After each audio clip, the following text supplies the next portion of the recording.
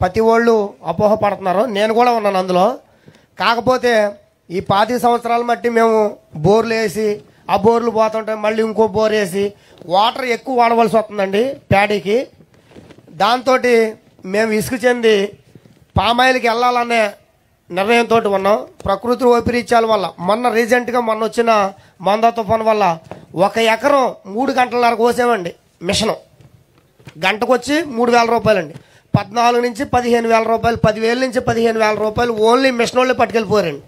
మాకు వచ్చే దాంట్లో 25% నుంచి దగ్గర 30% నా గింజలో కొన్ని పోయినాయండి. మాకు 50% వచ్చింది, అదనపు ఖర్చు అయింది. కానీ ఇప్పుడు మేము పామాయిల్కి ఎందుకు కన్వర్ట్ అవ్వాలనుకుంటున్నామంటే, ఒక గ్రూప్ వేజ్గా 100 ఎకరం ఉందంటే, అంటే పైన నీరుంటే కింద నీరు మామూలుగా మళ్ళీ నల్ల ఎకరానికి వచ్చేస్తుందండి. దానివల్ల ఆ మొక్క ఎర్రబడిపోద్దన్న ఓ అపోహలో మేము ఉన్నాం. గ్రూప్ వేజ్గా మొత్తం అందరం కలిపి 100 ఎకరమో 150 ఎకరమో మొత్తం అందరూ రైతులందరూ యూనిటీగా ఉండి అందరూ ఒకే మొక్కేసి గాడులు కనుక తీస్తే ఈ నీరంతా బయటికి మొక్కల్లో లేకుండా వెళ్ళిపోతే పామాయిల్లో కన్వర్ట్ అయితే మాకు పామాయిల్ ఇప్పుడు ప్యాడీలో మొన్న మాకు 30 బస్తాలు అయిందండి.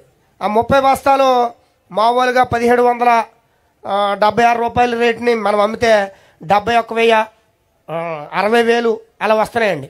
అదే పామాయిల్కి వెళ్తే 10 టన్నులు అయితే 10 టన్నుల్లో 20,000 రూపాయల రేటుని వచ్చినా 2 లక్షల రూపాయలు, అందులో 1 లక్ష రూపాయలు పెట్టుబడి పోయినా 1 లక్ష రూపాయలు. ఇందాక బాలు గారు చెప్పింది కరెక్టే సార్. పామాయిల్ రేటు తక్కువగా ఉన్నప్పుడు అంత ఆదాయం లేదండి. పామాయిల్ రేటు ఇప్పుడు 19,000 నుంచి 20,000 రూపాయలు ఉందండి. 10 టన్నులు ఖచ్చితంగా రైతుకు పండుతుంది. 1 లక్ష రూపాయలు పెట్టుబడి అయినా 1 లక్ష రూపాయలు గ్యారంటీగా మిగులుతుందండి. అంటే అందరూ మిగులుతలేదని అన్నారు, 1 లక్ష రూపాయలు మిగులుతుంది.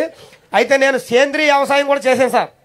సేంద్రీయ వ్యవసాయం చేస్తామంటే అంటే నాకు ఉన్న 2 ఎకరాల్లో 1 ఎకరం పియ్యాలు పెట్టానండి. ఎందుకోసం పెట్టానంటే ఇప్పుడున్న ఆరోగ్య పరిస్థితుల్లో ప్రతి వాళ్ళు మామూలుగా షుగర్ పేషెంట్లు, కిడ్నీ పేషెంట్లు వీళ్ళందరూ చాలామంది ఉన్నారు.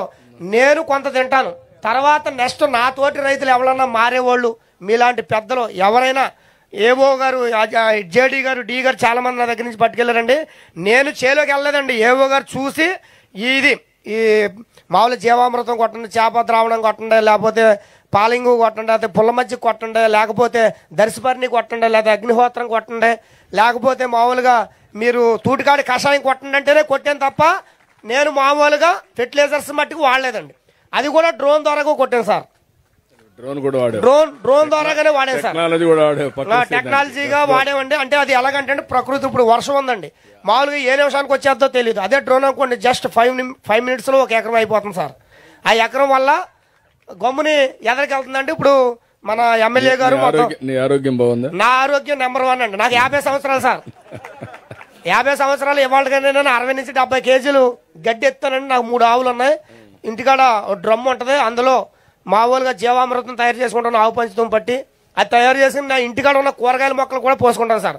అంటే నా గురించి, నా ఆరోగ్యం, తర్వాత నాతోటి నా రైతులు ప్లస్ ఎవరైనా నాకు తెలిసిన ఆఫీసర్స్ కానీ పెద్ద పెద్ద వాళ్ళు కానీ అంటే కొంచెం జడుస్తున్నారండి. మేము చెప్పేది నాకు వచ్చేదైతే ఎదరగా పండేదైతే 40 బస్తాలు అయింది అనుకోండి, నాకు 25 బస్తాలు అవుతుంది. కానీ నేను 1776 రూపాయలకి అమ్మనండి.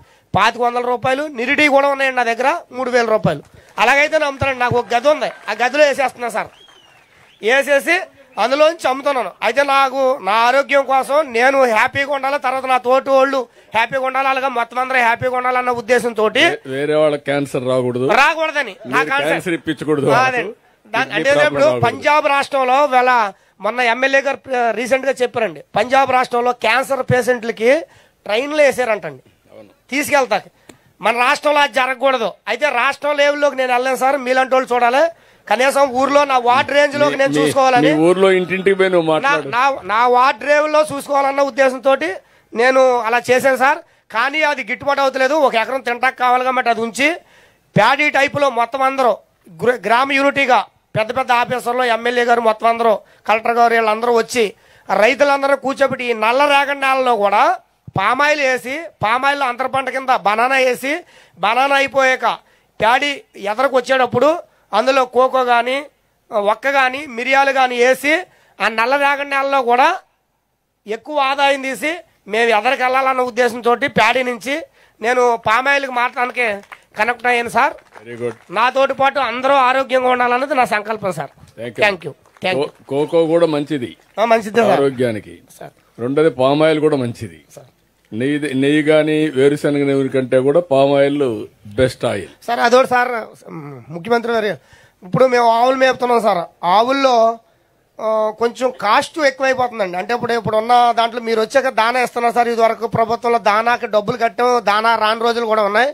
అంటే ఒక తౌడు వచ్చి కేజీ నుంచి 30 నుంచి 35 రూపాయలు అయిపోయింది సార్. మాకు ఆవు పాలు కేంద్రం కాడికి వెళ్తే 35-40 రూపాయలు లోపే పడుతుంది సార్. అయితే మేము ఉలవ పిండి పెట్టి మేపాలన్న ఉద్దేశం నాదండి. అంటే నేను పక్కనున్న ఓళ్ళకి పోతానండి, 50 నుంచి 60 రూపాయలండి నేను పోసే పాలు. అయితే నేను ఉలవ పిండి పెడతాను, మామూలుగా దానాలు అవి పెట్టనండి. అంటే దానా పెడితే అందులో కెమికల్ శాతం ఎక్కువ ఉంటుందండి. పక్కన రుద్ర బ్యాటరీ ఉందండి. ఆ రుద్ర బ్యాటరీ నుంచి మామూలుగా దానా ఫీడు బయటికి సరఫరా చేస్తున్నారు. 6 నుంచి 7 రూపాయలండి. అది ఇవాళ పెడితే 3 లీటర్లు ఇచ్చే ఆవు ఆటోమేటిక్గా రేపు వద్దకు 4 లీటర్లు ఇస్తుంది సార్.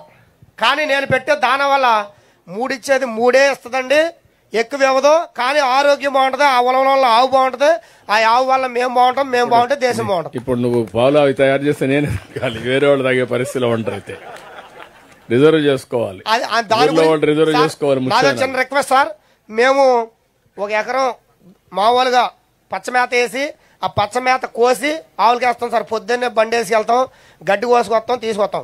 కానీ గిట్టుబాటు అవుతలేదు సార్.